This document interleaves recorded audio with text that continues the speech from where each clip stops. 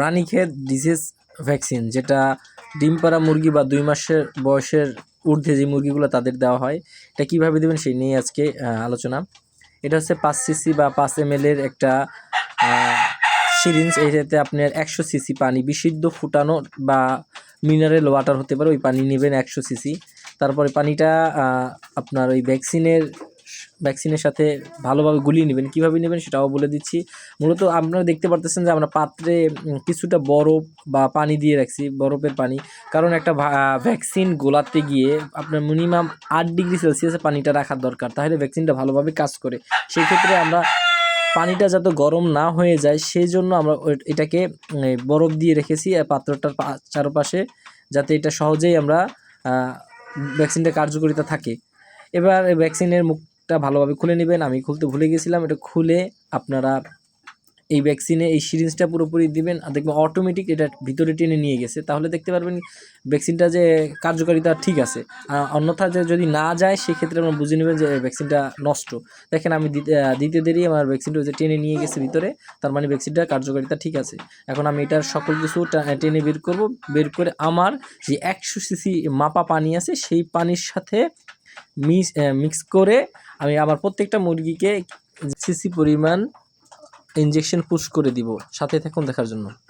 দেখুন আমি এখানে 5 সিসি পরিমাণ পানি নিয়েছি, যেটা দেখতে পাচ্ছেন পার 1 থেকে মানে এই যে প্রত্যেকটা 1 2 3 4 করে লাগছে, প্রত্যেকটা হলো 1 সিসি। তো আমি এই রানের মাংস প্রত্যেকটা মুরগির 1 সিসি করে দিয়ে দিব। এটাকে আমি দেখিয়ে দিচ্ছি কীভাবে দিতে হবে। বিশেষ করে রাওয়ার ক্ষেত্রে আপনারা রানের মাংসে এবং মুরগির ক্ষেত্রে আপনারা বুকের মাংস দিলে ভালো হয়। মুরগির রানের মাংসে পুশ করলে দেখা যাচ্ছে মুরগির সঠিকভাবে কার্যকারিতা বাড়ে, বা বুকের মাংস দিলেও কার্যকারিতা সেমই থাকে, কিন্তু বিশেষ করে এই রানের মাংস পরিমাণ বেশি থাকায় সেটার জন্য রানের মাংস দিতে মানুষ সাজেস্ট করে। আর এটা রাওয়ার ক্ষেত্রে ভালো হয়। দেখুন আমি কিভাবে দিচ্ছি। ইনজেকশনটা ঢুকিয়ে দিলাম কিছুটা পরিমাণ, যাতে হাড়ে না লাগে সেদিকে খেয়াল রাখতে হবে, কারণ হাড়ে লাগলে মুরগির ইনফেকশন হতে পারে। 1 সিসি করে দিয়ে দিলাম। এরপর আমি আরেকটা মুরগিকে ধরে দেখাচ্ছি কিভাবে আবার দিবেন, মানে বুকের মাংসে, সেটাও দেখাবো, আপনার সাথে থাকুন। এটাও যেহেতু রাওয়া তাই রানের মাংসে দিয়ে দিচ্ছি 1 সিসি পরিমাণ। এভাবে করে আপনার যতগুলো মুরগি আছে আপনি একটা থেকে আপনি 100 ডোজের যেহেতু ভ্যাকসিনটা ছিল তাই আপনি 100 মুরগিকে দিতে পারবেন। আমি এভাবে করে আমার প্রত্যেকটা মুরগিকে ধীরে ধীরে দিয়ে দিব। এতে করে মুরগির এই শীতকালীন আর কি মুরগিগুলো সুস্থ থাকবে, ইভেন দেখা যায় রোগ প্রতিরোধ ক্ষমতা বাড়বে, মুরগির রোগ বালাই খুব কম হবে। এটা দেখেন আমি বুকের মাংস কীভাবে দিবেন।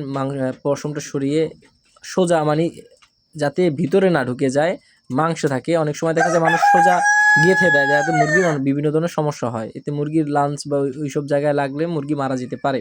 সেজন্য খুব সতর্কভাবে বুকের মাংস দিতে হয়। আর যদি না পারেন একান্ত, তাহলে আপনারা রানের মাংস দেওয়ার চেষ্টা করবেন। আজ এই পর্যন্ত, সবাই ভালো থাকবেন। আল্লাহ হাফেজ।